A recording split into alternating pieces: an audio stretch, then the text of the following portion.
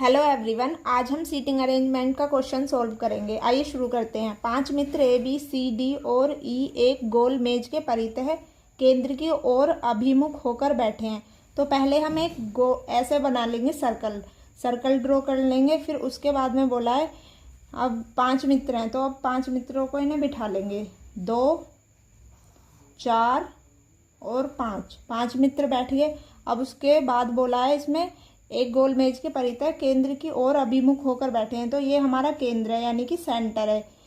तो अब आगे बोला है इसमें डी ठीक ए के बाएं पड़ोस में बैठा है। तो जो हमारा राइट होगा वही इनका राइट होगा, और जो हमारा लेफ्ट होगा वही इनका लेफ्ट होगा। डी ठीक ए के बाएं पड़ोस में बैठा है, तो डी को बिठा लेंगे ए के बाएं पड़ोस में। आगे बोला है सी ठीक बी के दाएं पड़ोस में बैठा है। तो अभी हम इसको स्किप करेंगे, यहाँ से पढ़ेंगे क्वेश्चन। बी ए के बगल में नहीं है, तो बी यहाँ नहीं आएगा। इधर तो डी है, तो यहाँ तो आ नहीं सकता। इसमें बोला है बी ए के बगल में नहीं आएगा। अब पढ़ेंगे यहाँ से। सी ठीक बी के दाएं पड़ोस में बैठा है, तो सी को बी के दाएं पड़ोस में बिठा देंगे। अब बचा हमारा ई, तो ई को बिठा देंगे हम यहाँ पे। अब इसमें बोला है डी के दाएं दूसरे स्थान पर कौन बैठा है। डी के दाएं दूसरे स्थान पर, तो इधर तो बायां है इसका, डी का इधर है दायां, पहला और दूसरा। तो दूसरे स्थान पर ई बैठा है, तो ई हमारा राइट आंसर होगा।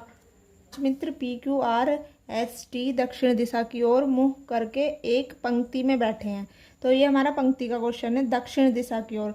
दक्षिण का मतलब है जो हमारा राइट होगा वो इनका लेफ्ट होगा, और जो हमारा लेफ्ट होगा वो इनका राइट होगा। अब इसमें बोला है पाँच आदमी हैं, इनको बिठा लेते हैं। 1, 2, 3, 4, 5। अब इसमें बोला है क्यों मध्य स्थान पर बैठा है, तो क्यों को बिठा लेते हैं बीच में, यानी कि मध्य।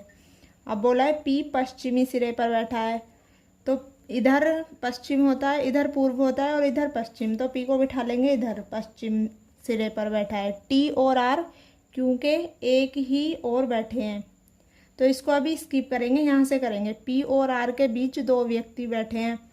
पी और आर के बीच, तो आर को लिखेंगे यहाँ पे बिठाएंगे आर को, तब इनके बीच 2 व्यक्ति बैठेंगे। अब यहाँ से करेंगे टी और आर क्योंकि एक ही सिरे पर बैठे हैं। टी और आर, तो टी को यहाँ बिठा लेंगे। अब बचा हमारा P Q R S T, S बचा, तो एस को बिठा लेंगे यहाँ। अब पूछा है इसमें क्यू और पी के बीच में कौन बैठा है। क्यू और पी के बीच में एस बैठा है, तो हमारा राइट आंसर एस हो जाएगा।